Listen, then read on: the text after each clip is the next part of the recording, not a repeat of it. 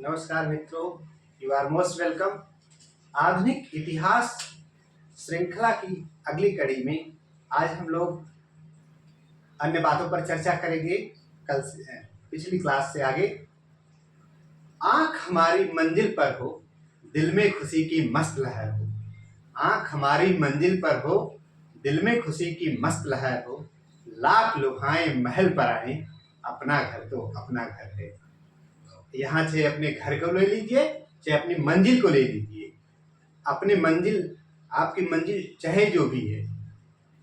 दुनिया का प्रत्येक शीश महल नींव की ईंटों से तैयार होता है, इसलिए आइए अपनी नींव को मजबूत करिए। मैं हूं नागेंद्र, तितीर्षा अकादमी के ऑनलाइन प्लेटफॉर्म पर। आज हम लोग शुरू करते हैं थियोसॉफिकल सोसाइटी। 1875 में इसकी स्थापना होती है न्यूयॉर्क में। अमेरिका के न्यूयॉर्क शहर में थियोसॉफिकल सोसाइटी की स्थापना होती है। थियोसॉफी शब्द का अर्थ होता है, थियोसॉफी मतलब ब्रह्म विद्या, अध्यात्म विद्या। ये थियोसॉफिकल शब्द जो है लैटिन वर्ड है, यानी लैटिन भाषा का शब्द है, जिसका अर्थ होता है ईश्वर की सत्ता। ईश्वर की सत्ता। अब होता ही है कि अमेरिका के न्यूयॉर्क शहर में मैडम एचपी ब्लावत्स्की, जो कि एक रूसी प्रवासी महिला थी, अमेरिका में रहती थी, और कर्नल एच.एस. अलकाट नाम था। इन लोगों ने मिलकर के स्थापना की। मुख्य रूप से मैडम ब्लावत्स्की के लेखों पर ही आधारित है। और जो ये थियोसॉफिकल सोसाइटी का उद्देश्य है कि जो पश्चिम में चल रहे जो धर्म का प्रचार प्रसार आज चल रहा है, उसका प्राच्य के धर्मों के साथ तुलनात्मक अध्ययन करना। यानी प्राच्य के धर्म, प्राच्य मतलब पूर्व मतलब हमारे धर्म या भारत में चल रहे हिंदू बौद्ध आदि धर्मों की तुलना पश्चिमी जगत से करना, इसका उद्देश्य था थियोसॉफिकल सोसाइटी का। अच्छा, इसका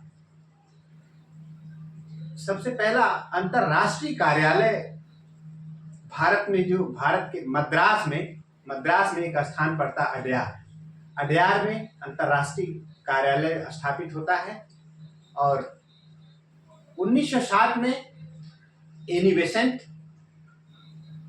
थियोसॉफिकल सोसाइटी की अध्यक्षा बनती है। और एनी बेसेंट, जो कि एक आयरिश महिला थी, 1893 में आयरलैंड से चली थी, और जब ये भारत आई 5 साल बाद इन्होंने बनारस में CHS की स्थापना की, सेंट्रल हिंदू स्कूल। आगे चलकर यही सेंट्रल हिंदू स्कूल का परिवर्तित रूप महामना मदन मोहन मालवीय द्वारा काशी हिंदू विश्वविद्यालय, जिसे BHU यानी बनारस हिंदू यूनिवर्सिटी के नाम से जाना जाता है, परिवर्तित हुआ। हालांकि आज भी CHS का अपना अलग कैंपस है। कक्षा 6 से लेकर के 12वीं तक अध्ययन CHS में होता है, उसके लिए अलग प्रवेश परीक्षाएं ली जाती हैं। तो आते हैं थियोसॉफिकल सोसाइटी में। तो थियोसॉफिकल सोसाइटी, जैसा हमने बताया कि थियोसॉफी वर्ड का अर्थ होता है ब्रह्म विद्या या अध्यात्म विद्या। ये लैटिन भाषा का शब्द है और जिसका अर्थ होता है ईश्वर की सत्ता। इसकी स्थापना ये गुप्त धार्मिक आंदोलन हुआ करता था अमेरिका में। ये मैडम एचपी ब्लावत्स्की या मैडम हेलेना ब्लावत्स्की नाम इनका है। ये रूस की महिला थी, अमेरिका में रहती थी, न्यूयॉर्क शहर में। मुख्य रूप से इन्हीं के लेखों पर आधारित ये थियोसॉफिकल धर्म आया, थियोसॉफी आई। और कर्नल एच.एस. अलकाट, 2 लोग मिलकर की स्थापना करते हैं न्यूयॉर्क शहर में। और इसका जो उद्देश्य था, प्राच्य यानी पूर्व भारत या भारत से लगे हुए जो देश थे, उनमें स्थापित धर्मों जैसे हिंदू, खास करके बौद्ध धर्म का तुलनात्मक अध्ययन करना। और भारत में मद्रास के अड्यार में अंतरराष्ट्रीय कार्यालय खुला थियोसॉफिकल सोसाइटी का। और ये 1866 की बात है, जब ये खुला तो सन उसमें 1866 में। ये थी थोड़ी सी हमको याद रखना, ये वर्ष 1866 में अडयार में अंतर्राष्ट्रीय कार्यालय खुला। और इस संगठन की जो अध्यक्ष रही हैं 1907 में Annie Besant. Madam Annie Besant के नाम से प्रयागराज इलाहाबाद में एनी बेसेंट पुलिस चौकी है, एनी बेसेंट स्कूल है, एनी बेसेंट कॉलेज खुले हुए हैं, तमाम इनके नाम से आज भी संगठन है। और ये वही एनी बेसेंट हैं जिन्होंने भारत में होम रूल आंदोलन भी चलाया था। बाल गंगाधर तिलक का होम रूल आंदोलन और मैडम एनी बेसेंट का भी होम रूल आंदोलन, इनकी चर्चा हम लोग जब राष्ट्रीय आंदोलन स्टार्ट करेंगे तो जरूर करेंगे। तो होता यह है कि थोड़ी सी बात इस पे और कुछ हम नोट कर दें एनी बेसेंट के बारे में। बहुत ज़्यादा तो यहाँ नहीं अभी जिक्र किया जाएगा एनी बेसेंट के बारे में, कि एक आयरिश महिला था एनी बेसेंट। 1893 ईस्वी में भारत आई ये, और ये आयरिश महिला, ये आयरलैंड की मूल निवासी थी, आयरिश महिला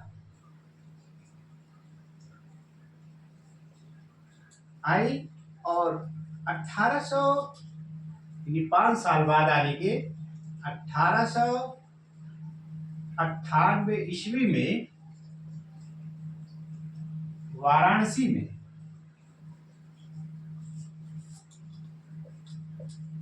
CHS या इसे पूरा नाम भी है central Hindu school, central Hindu school की स्थापना की। प्रश्न पूछा जाता CHS की स्थापना किसने किया, तो एनी बेसेंट ने किया था। काफी प्रगतिशील विचारों की महिला थी ये। और 1916 में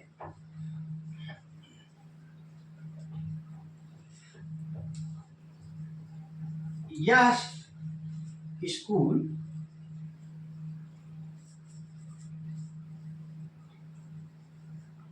काशी हिंदू विश्वविद्यालय,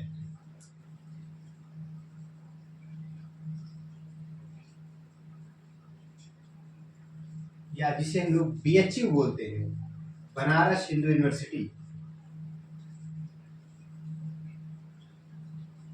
के रूप में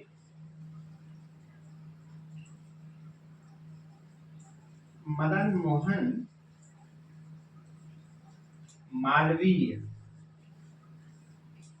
द्वारा परिवर्तित और स्थापित किया। तो काशी हिंदू विश्वविद्यालय की स्थापना इसी CHS की आधारशिला पर हुई, एक तरह से कह दें। हालांकि आज इसका कैंपस, इसके लिए अलग से व्यवस्था है। तो इस तरह से हमने देखा कि थियोसॉफिकल सोसाइटी का क्या उद्देश्य था, कि जो पाश्चात्य धर्म थे, पश्चिम जगत के जो धर्म थे, ईसाई मिशनरी वगैरह, और जो पूर्व में यानी प्राच्य में जो धर्म थे, उसका तुलनात्मक अध्ययन। इसके लिए इतना ही।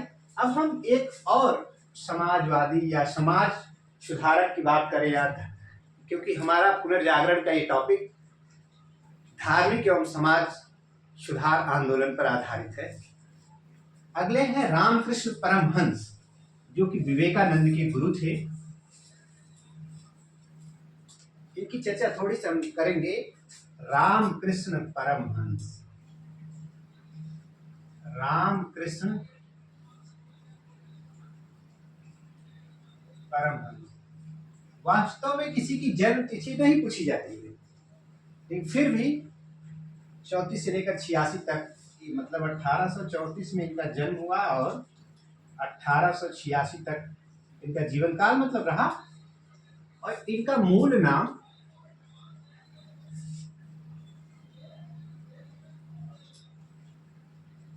नाम जो था गदाधर चट्टोपाध्याय था। गदाधर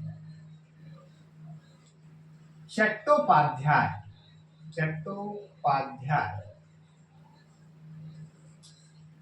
बचपन में इन्हें प्यार से गदाई कहते थे लोग। गदाई कहा जाता था।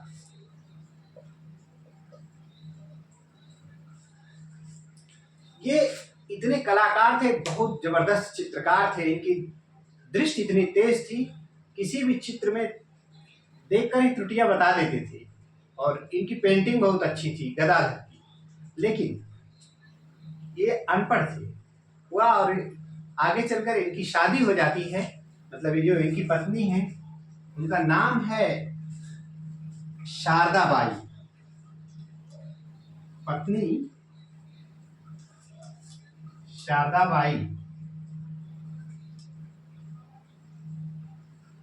बाई से इनका विवाह हो जाता है।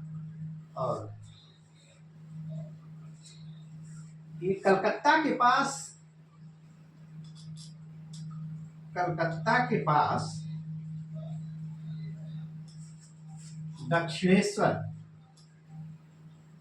दक्षिणेश्वर में काली माता मंदिर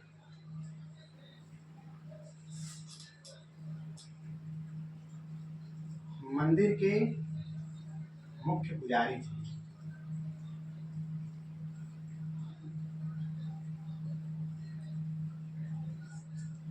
काली माता मंदिर के मुख्य पुजारी थे। इन्हें दक्षिणेश्वर का अधिपति भी कहा जाता है। इन्हें दक्षिणेश्वर का अधिपति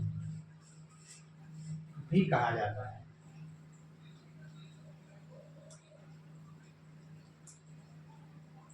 और खास करके जो इनके मुख्य शिष्य थे, इनके मुख्य शिष्य विवेकानंद।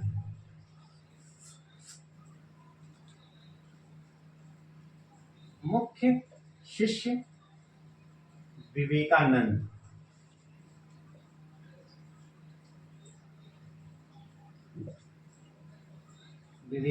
थे इनके प्रमुख शिष्य। और ये वास्तव में निरक्षर थे, पढ़े लिखे नहीं थे। फिर भी कहा जाता है कि इन्होंने विवेकानंद को ऐसा क्या दे दिया कि जो विवेकानंद के गुरु हो गए। रामकृष्ण परमहंस अनपढ़ थे, निरक्षर थे, लेकिन विवेकानंद के गुरु हुए। हमारे सनातन संस्कृति में और वैज्ञानिक दृष्टिकोण से भी कुंडलिनी योग होता है। अगर कभी आप लोग कुंडलिनी योग देख सकते हैं, यूट्यूब वगैरह पे भी देख सकते हैं। बहुत बड़ी शक्ति होती है, सप्त चक्र की बात होती है। हालांकि मेरा यहाँ किसी चीज़ का प्रचार करना उद्देश्य नहीं, फिर भी जो बातें हैं आपके सामने। अब हम देखेंगे जो इनके प्रमुख शिष्य हैं विवेकानंद, उन पर हमारा ध्यान केंद्रित होगा। इसे नोट कर लीजिए आप।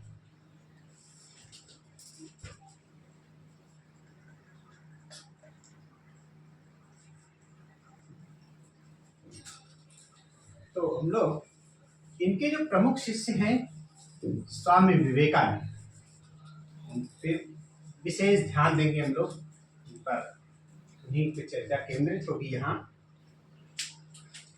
स्वामी विवेकानंद।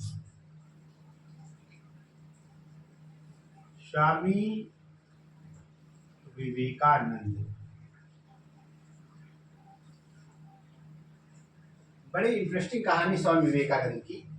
जरा इनके बारे में कहानी बताएं। ये बचपन में इन्हें लोग प्यार से, इनका बचपन में जो नाम था नरेंद्र दत्त, और प्यार से लोग इन्हें विले विले कहते थे। ये मिशनरी स्कूल में पढ़ते थे विवेकानंद जी। तो आज जो शरारती बच्चे होते हैं, कुछ ज़्यादा तेज बच्चे होते हैं, वो चंचल भी होते हैं। तो जब किसी कोई भगवान की बात करता, कोई पूजा पाठ की बात करता तो खिंचाई करते।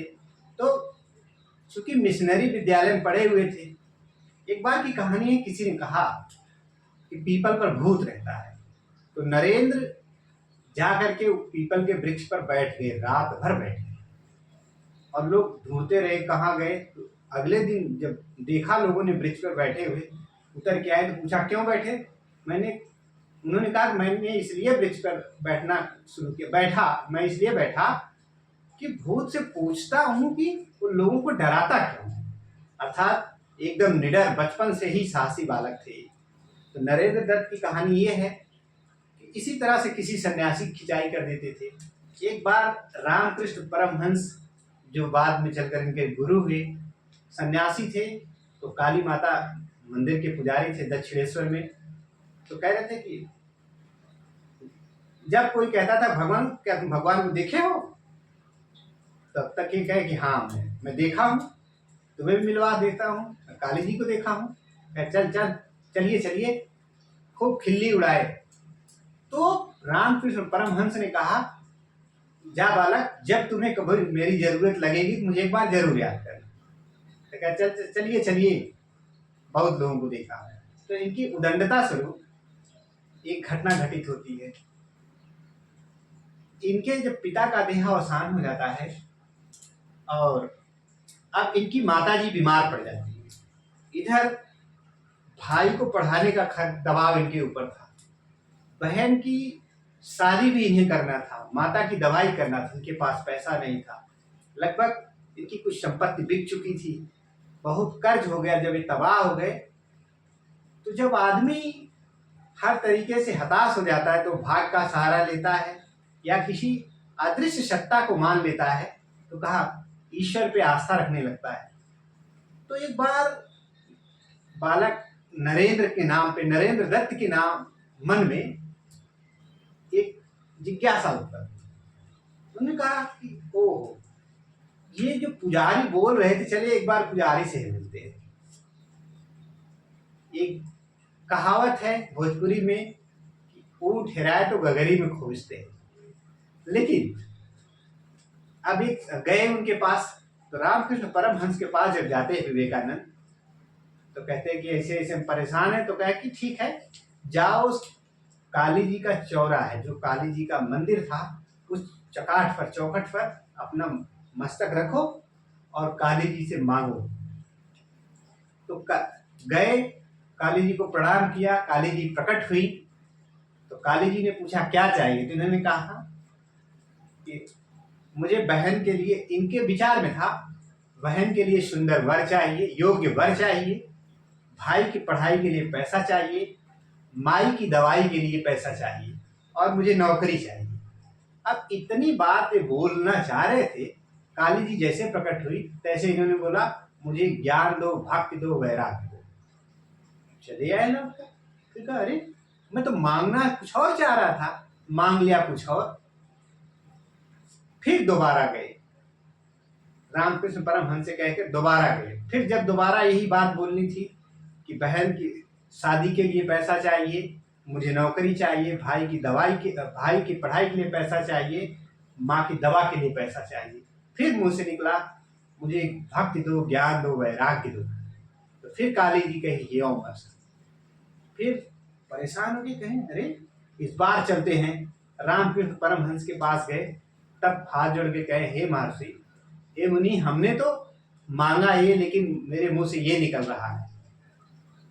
तीसरी बार गए, जब तीसरी बार भी वही घटना घटित हुई, तब रामकृष्ण परमहंस ने कहा बालक, तुम्हारा जन्म सिर्फ अपनी सेवा के लिए नहीं हुआ, अपने लिए नहीं हुआ है, तुम्हारा जन्म लोगों के कल्याण के लिए हुआ है। तुम एक ज्ञानी पुरुष बनोगे और तुम्हारा जीवन आगे चलकर भारत के इतिहास में एक पथ प्रदर्शक के रूप में कार्य करेगा।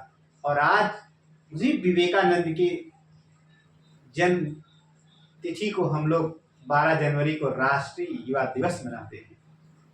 तो जरा कुछ बातें इन पे हम नोट कर लेते हैं। फिर इनके पिता थे विश्वनाथ दास दत्त। पिता विश्वनाथ दास दत्त। माता थी भुवनेश्वरी देवी। माता भुवनेश्वरी देवी।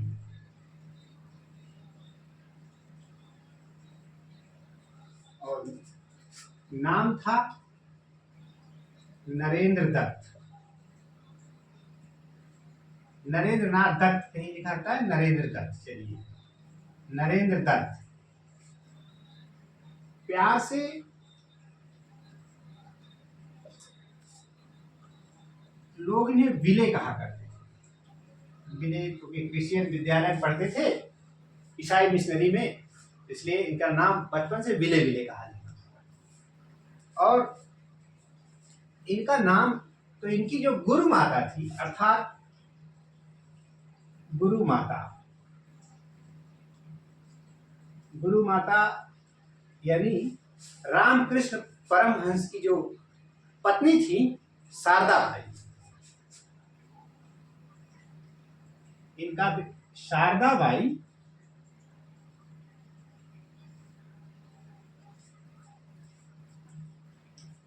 जब विवेकानंद ने वैराग्य ले लिया, वैराग्य लेने पर इनकी गुरु माता ने इनका नाम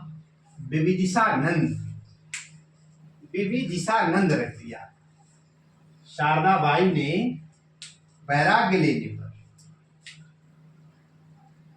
विवेकानंद यहां पे लिख दे रहे हैं,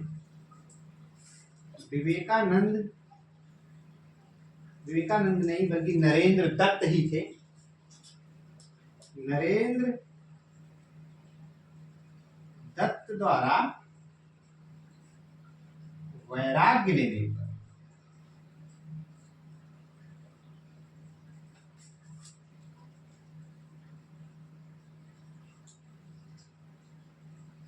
गुरु माता शारदा बाई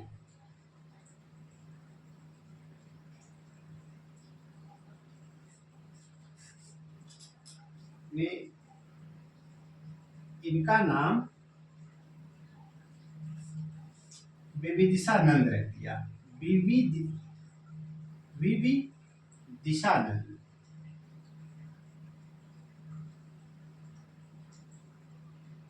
विविदिशानंद रख दिया।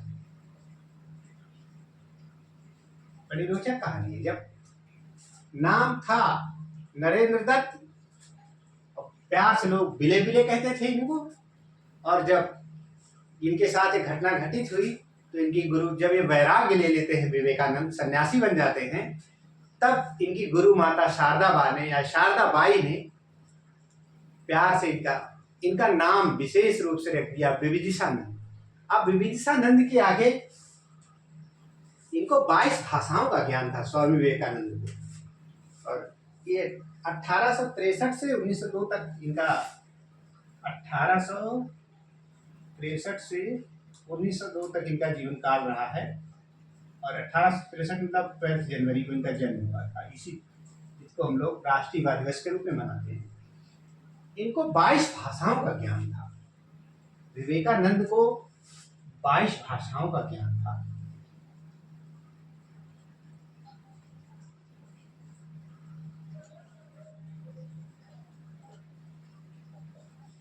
एक और रोचक तथ्य, एक बार ट्रेन में यात्रा कर रहे थे तो किताब कोई लिया था, तो कहा कि किताब मुझे दे दो। तो सामने वाला समझा ये इसके समझ में आएगा किताब, लोग खिल्ली उड़ाना चाहें। ट्रेन चलते चलते ट्रेन में बैठे बैठे पूरी किताब इन्होंने पढ़ लिया और एक एक शब्द उन किताब का याद हो गया। लोग पूछने लगे और देखकर हैरान हो गए। ये थे विवेकानंद। तो यहाँ पर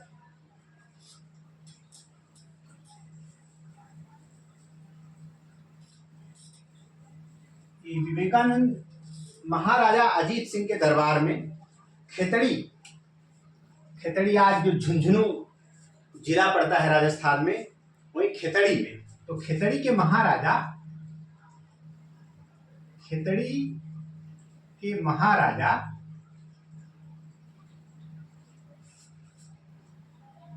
अजीत सिंह के दरबार में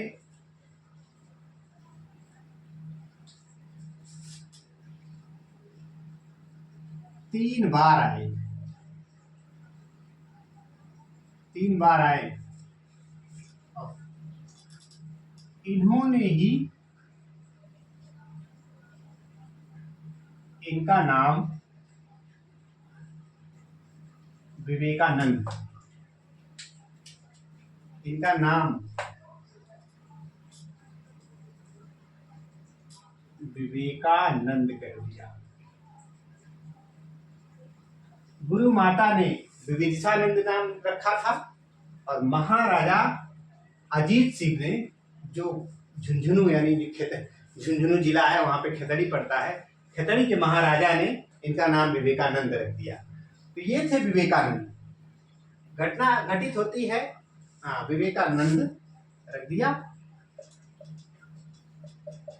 11 सितंबर 1893 को विश्व धर्म सम्मेलन होता है। 11 सितंबर 11 सितंबर 1893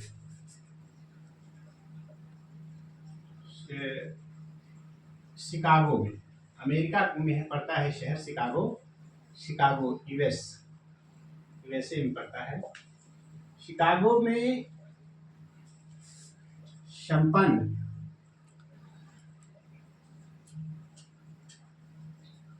विश्व धर्म सम्मेलन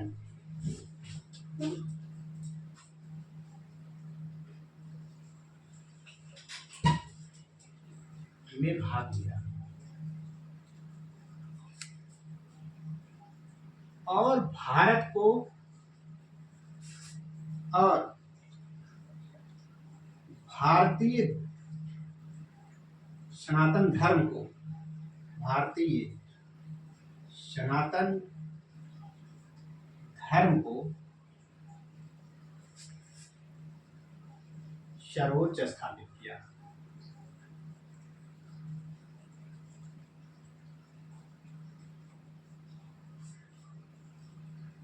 कहानी ये है कि जब ये अपना संबोधन कर रहे थे तो इस समय इन्होंने कहा, मेरे प्यारे अमेरिकी भाइयों बहनों।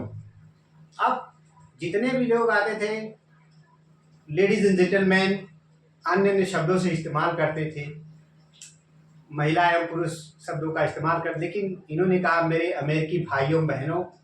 इनके ओजस्वी भाषण को से लोग इतना प्रभावित हुए, अगले दिन एक समाचार पत्र निकलता है न्यूयॉर्क से, न्यूज हेराल्ड।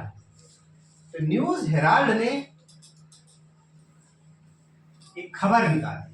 वो समाचार पत्र है न्यूज हेराल्ड, जो शिकागो से चलता है। न्यूज हेराल्ड, न्यूज हेराल्ड समाचार पत्र।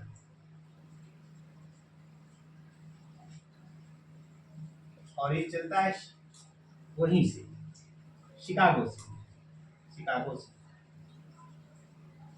संपादित।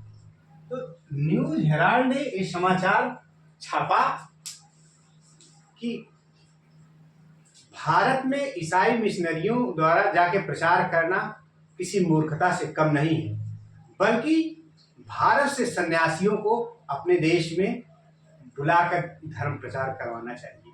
अर्थात स्वामी विवेकानंद के ओजस्वी भाषण ने भारतीय सनातन संस्कृति को सर्वोच्च सिद्ध कर दिया। और इसी के बाद विवेकानंद जी एक बात और कहते हैं, मतलब 1893 में जब ये सभा हुई, जब इन्होंने सर्वोच्च साबित कर दिया, फिर 1894 में न्यूयॉर्क में वेदांत सभा की स्थापना करते हैं। 1894 में, 93 में तो विश्व धर्म सम्मेलन हुआ। 1894 में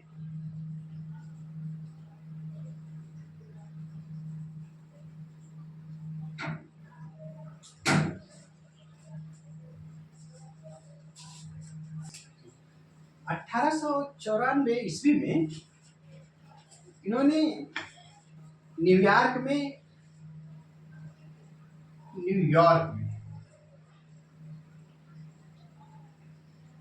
वेदांत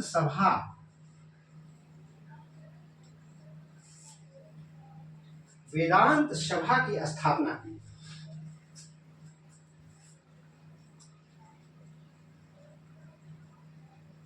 वेदांत सभा की स्थापना की और 5 मई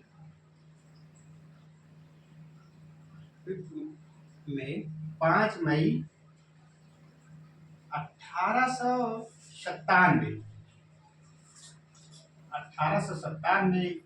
में कलकत्ता के पास जो बेल्लूर है, बेल्लूर में कलकत्ता के पास बेल्लूर में रामकृष्ण मिशन की स्थापना की। रामकृष्ण मिशन, अपने गुरुजी के नाम पर रामकृष्ण मिशन की स्थापना की। इनके बारे में तमाम अगर मैं प्रेरक प्रसंग बताने लगूंगा तो समय कम पड़ जाएगा, और शायद आप लोग विवेकानंद को पढ़ते भी होंगे और पढ़ना भी चाहिए भारतीय होने के नाते। लेकिन जो हमारे काम की चीज, जो हमारे एग्जाम के पॉइंट ऑफ व्यू से है, उसी बात को यहाँ पर हम जिक्र करते हैं, उसी का जिक्र करते हैं। इन्होंने विवेकानंद द्वारा जो पत्रिकाएं निकाली गई उस पर हम लोग चर्चा करें।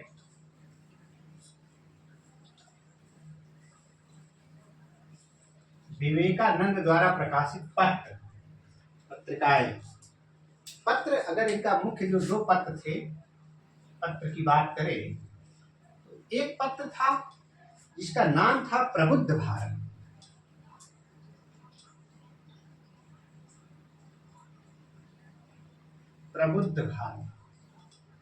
और ये अंग्रेजी में निकलता था, अंग्रेजी में छपा था, अंग्रेजी भाषा में। दूसरा उद्बोधन पत्रिका,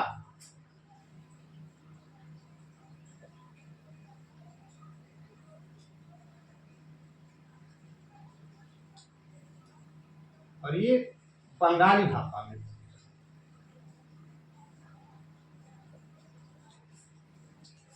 ये इन्हीं का कथन है, उत्तिष्ठ जागृत प्राप्त वारान्य बोधर। उठो जागो, तब तक लगे रहो जब तक उसे प्राप्त न कर लो। Set the target and hit the target, अंग्रेजी में कहते हैं। तो साथ में इनका नारा कहा कि ये कहते थे कि गर्व से कहा करो कि हम हिंदू हैं। इनका नारा था, उन्होंने नारा दिया, गर्व से कहो हम हिंदू हैं।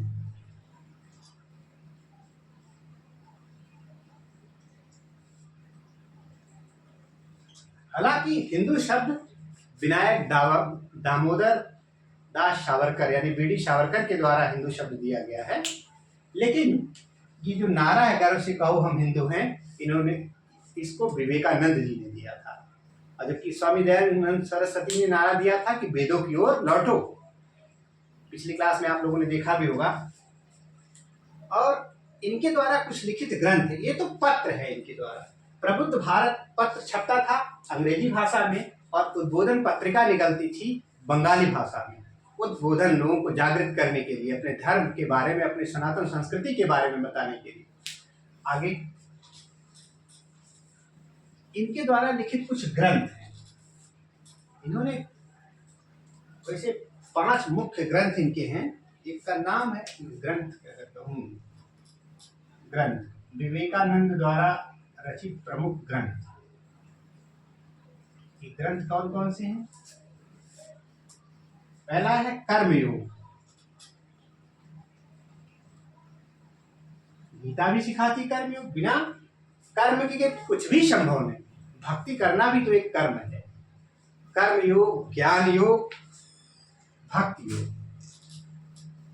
कर्म योग, ज्ञान योग और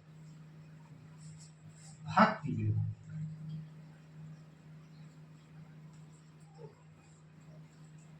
गीता में भी आप पढ़ते हैं, योग का मतलब ही होता है कर्म की कुशलता का नाम ही योग है। किसी भी चीज में पारंगत, अब इस समय मैं एक शिक्षक की भूमिका निभा रहा हूं, एक कुशल शिक्षक होना ही मेरे लिए योग है। और आप एक विद्यार्थी, आप ध्यान पूर्वक मेरी बातों को अनुश्रवण करें, सुने, तो ये आपका योग है, आपकी कर्म की कुशलता है। तो इन्होंने कर्मयोग, ज्ञान योग, भक्ति योग और इसके बाद उन्होंने राजयोग, राजयोग और एक पुस्तक और थी कि new Hinduism, new Hinduism, new Hinduism,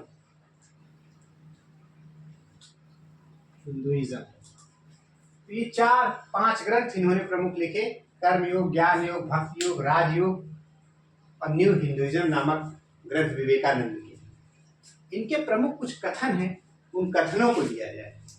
पहला तो इसको बताने की जरूरत नहीं, उत्तिष्ठ जागृत प्राप्य वाराण्य बोधक, उठो जागो और तब तक लगे रहो जब तक लक्ष्य प्राप्त न करो। इनके अनुसार कमजोरी पाप है। एक बार कथानक है, एक घटना है, जाते अलवर स्टेशन पर और एक व्यक्ति मिलता है, दुबला कृष्णकाय, हड्डियां दिखाई दे रही थी और वो पूछ रहा था कि आप मुझे भक्ति योग के बारे में बताएं, ज्ञान योग के बारे में बताएं। तब विवेकानंद ने कहा, अरे तू भक्ति योग लेकर स्वर्ग क्या जाएगा, इससे पहले ही स्वर्ग चला जाएगा। सबसे पहले तुम्हें जरूरी है अपने शरीर को स्वस्थ करो। स्वस्थ शरीर में स्वस्थ मस्तिष्क का निवास होता है। तो विद्यार्थियों से कहते हैं विवेकानंद, विद्यार्थियों तुम्हें गीता पढ़ने की कोई जरूरत नहीं, तुम पहले फुटबॉल खेलो, तुम्हारा शरीर स्वस्थ होगा तो बात की सभी गीता समझ में तुम्हें आ जाएगी। ये विवेकानंद के कथन है। ये कमजोरी को पाप समझते थे, महापाप समझते थे। तो इनके कथन को जरा लिख लेते हैं। कुछ प्रमुख कथन है, सारे कथन तो इनको नहीं बताए जा सकते क्योंकि विवेकानंद एक विस्तृत, मतलब इनको शब्दों में हम नहीं बांध सकते हैं जो इन्होंने योगदान किया है। प्रमुख कथन, पहला कथन का था कि कमजोरी पाप है। कमजोरी किसी चीज की भी, कमजोरी पाप है और शोषण तभी होता है किसी का जब वो कमजोर है। कमजोरी पाप है। दूसरा कथन, उठो जागो, उत्तिष्ठ,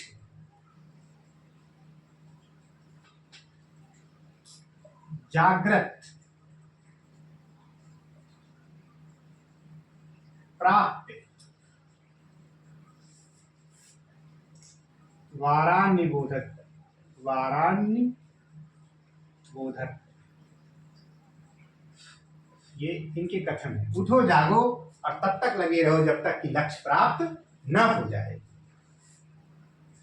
और कथन इनका है, या सीधे इसे हिंदी में अगर हम लिखें तो हिंदी में बात है, उठो जागो और आगे बढ़ो।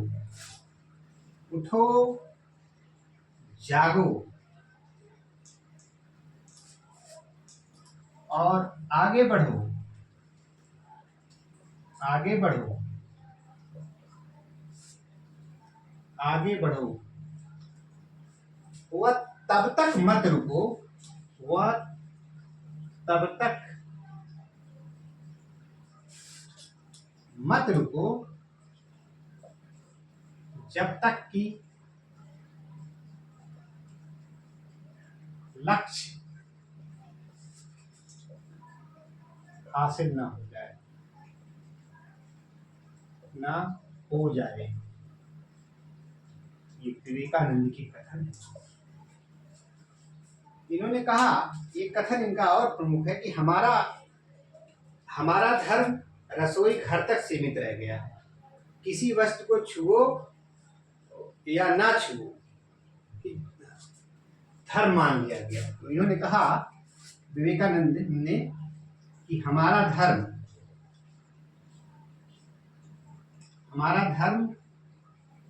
रसोई घर तक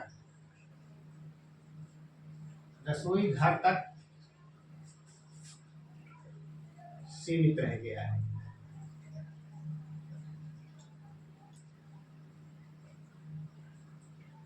है। किसी चीज को या किसी वस्तु को छुओ अथवा न छुओ,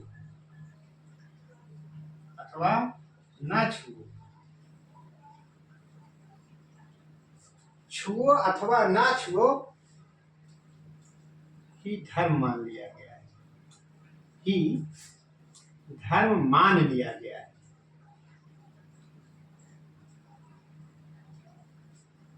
जो कि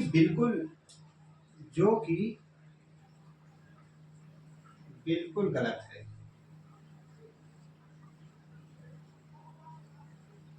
ये विवेकानंद की कथा। और एक आध दो कथन और लेते हैं, ऊपर से लिखते हैं।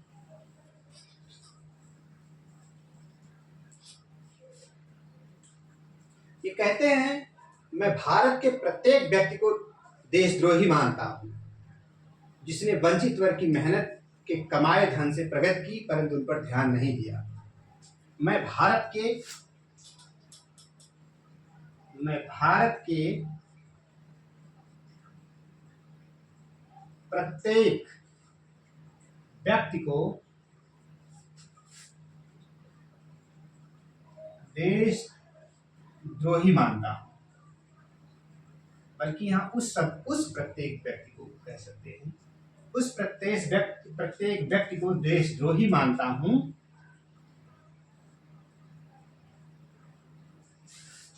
जिसने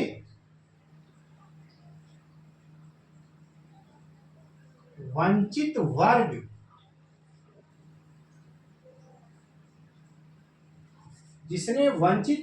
की मेहनत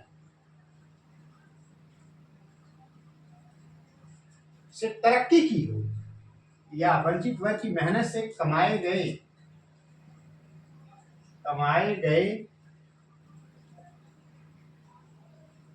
धन से विकास किया हो, या धन से विकसित हुआ हो, परंतु उस वंचित वर्ग की उपेक्षा करता है।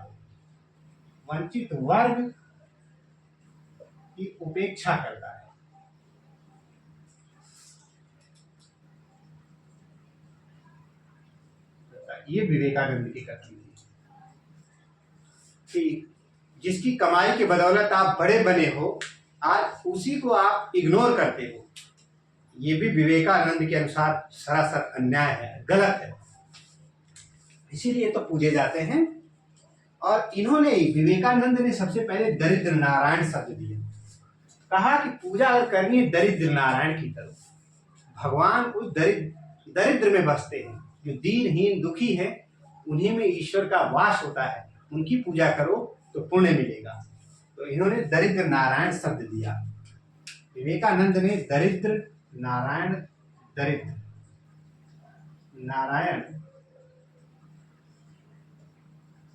शब्द दिया। ये विवेकानंद के द्वारा दिया गया शब्द है। विवेकानंद को हिंदू नेपोलियन भी कहा जाता है। विवेकानंद को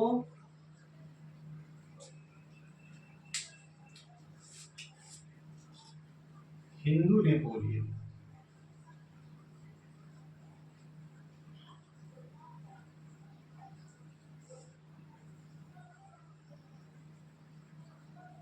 भी कहा जाता है।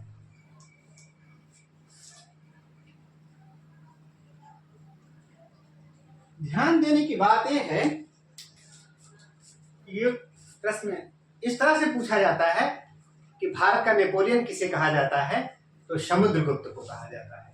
अगर ये प्रश्न पूछा जाए कि हिंदू नेपोलियन किसे कहा जाता है, तो विवेकानंद को कहा जाता है।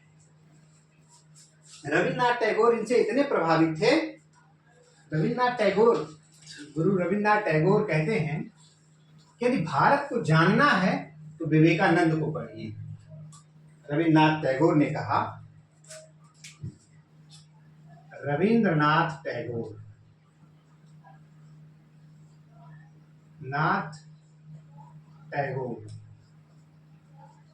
ने कहा, यदि भारत को जानना है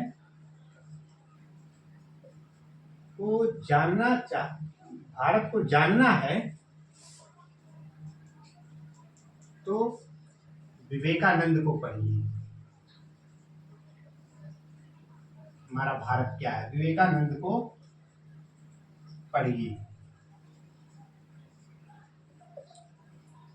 अगर आपको ये जानना है कि भारत क्या हमारा है, तो इस सबसे पहले आपको विवेकानंद को पढ़ना चाहिए। यदि आपने विवेकानंद को पढ़ लिया तो आप जान जाएंगे कि भारत क्या है। तो इस तरह से विवेकानंद की कुछ बातें, और इनसे एक व्यक्ति और बहुत बड़े प्रभावित थे, सुभाष चंद्र बोस। वो भी क्रांतिकारी विचार के थे और समाज सुधार में काफी भी आस्था रखते थे। ये विवेकानंद छुआछूत को भी एकदम बहुत खराब समझते थे। छुआछूत कह रहे, सोई घर तक हमारा धर्म सिमट कर रह गया, क्यों कि फला चीज मत छुओ, आंखें जल जाओगी, ये साफ हाथ से छुओ, खाना है। इसी तरह लोग व्यक्तियों में छुआछूत करते हैं। विवेकानंद ने इसका घोर निंदा की है। तो तभी उन्होंने कहा कि हमारा हिंदू धर्म रसोई घर तक सीमित रह गया है, टिप्पणी की है। भाई पूछा जाता है सवाल। और सुभाष चंद्र बोस इनसे जब प्रभावित होते हैं तो इनको भारत का आध्यात्मिक पिता कहा। सुभाष चंद्र बोस ने विवेकानंद को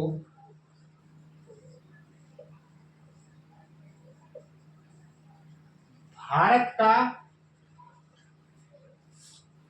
आध्यात्मिक पिता कहा। आध्यात्मिक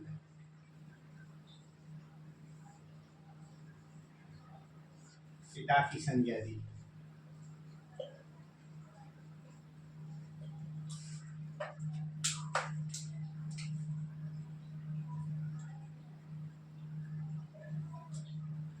भारत के आध्यात्मिक पिता की संज्ञा दी। और विवेकानंद का एक और वाक्य है कि मैं समाजवादी हूं। दिखाना चाहूंगा। अगर सबसे पहले पूछे तो विवेकानंद कहते थे कि मैं समाजवादी हूं। उन्होंने कहा, मैं समाजवादी हूं, मैं समाजवादी हूं। इसके द्वारा कहा गया कथन है, तो विवेकानंद के द्वारा। ये समाजवाद में आस्था रखते थे। समाजवाद का मतलब कि क्षमता के अनुसार योगदान करिए, आवश्यकता के अनुसार ग्रहण करिए, जिससे अमीरी और गरीबी के बीच गैप समाप्त होगा और समाज में समता और समानता आएगी। विवेकानंद इस विचार पर कार्य करते थे। ये मूर्ति पूजा का विरोध नहीं करते,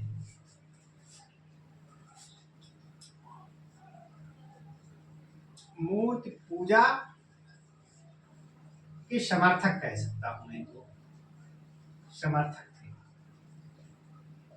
एक कथानक आता है कि ये अलवर के राजा के दरबार में गए तो इनसे पूछा गया कि स्वामी जी, मूर्ति पूजा जायज है या नाजायज है, सही है या गलत है?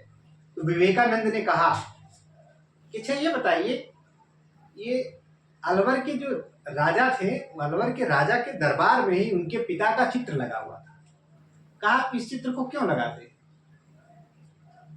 आप तो आपके पिताजी है नहीं, आप चित्र देखकर कहते हैं कि हमारे पिताजी हैं। इसी तरह से ईश्वर को कोई देखता नहीं है, एक उनको रूप दे देता है ताकि उसका ध्यान केंद्रित हो। ध्यान केंद्रण के नाते हम लोग किसी मूर्ति की पूजा करते हैं। वास्तव मूर्ति तो बेजान पत्थर है, वो ईश्वर नहीं है, बल्कि मुझे एक साकार रूप दे देते हैं। ये मूर्ति पूजा के समर्थक थे विवेकानंद।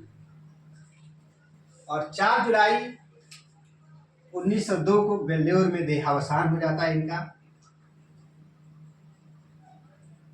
4 जुलाई 1902 को